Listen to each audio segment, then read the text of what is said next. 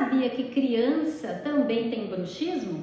Muitos pais nos procuram aqui na Dental Kids com essa preocupação. Doutora, meu filho range os dentes à noite, parece que está mastigando pedra, parece até que vai quebrar os dentes. É assustador. Sim, isso está se tornando cada vez mais comum e, se não for feito nada a esse respeito, os dentes começam a se desgastar. Isso é muito grave. É claro que é necessária uma avaliação criteriosa do dentista para entender se aquela criança realmente precisa de tratamento e como encaminhar isso.